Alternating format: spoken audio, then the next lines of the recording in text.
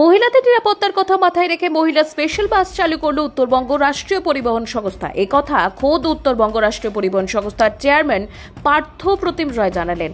সোমবার সাংবাদিকদের মুখোমুখি হয়ে তিনি জানান, গত সেপ্টেম্বর মাসে বোর্ড মিটিংয়ে মহিলা স্পেশাল বাস চালু করার সিদ্ধান্ত নেওয়া হয়েছিল। অবশেষে কোচবিহার আলিপুর দুয়ার রুটে একটি মহিলা স্পেশাল বাস চলতেও শুরু করলো। বেশ কয়েকজন মহিলা যাত্রী বাস পরিষেবায় উঠতে শুরু করেছেন এবং মহিলা কন্ডাক্টর পুরো বিষয়টি পরিচালনা করছেন। এ বিষয়ে তিনি আরও জানান, সাধারণত মহিলাদের নিরাপত্তার উদ্দেশ্যেই এই উদ্যোগ নেওয়া হয়েছে। আগামী দিনে আরও বিভিন্ন রুটে এই বাস পরিষেবা চালু করা হবে।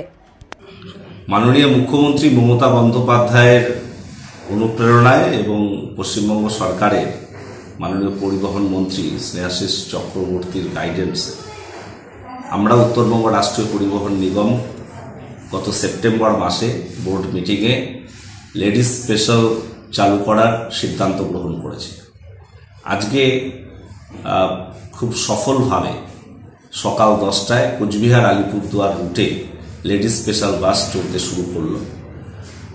কোচবিহার সেন্ট্রাল বাস টার্মিনাস থেকে আলিপুরদুয়ারের উদ্দেশ্যে বেশ কিছু মহিলা যাত্রী আজকে প্রথম দিনে এই পরিষেবায় তারা যাত্রী হিসেবে উঠেছেন এবং লেডিস কন্ডাক্টর গোটা বিষয়টা পরিচালনা করছেন। তো স্বাভাবিকভাবে আমরা অত্যন্ত খুশি যে আমরা এই লেডিস স্পেশাল বাস পরিষেবা চালু করতে পারলাম।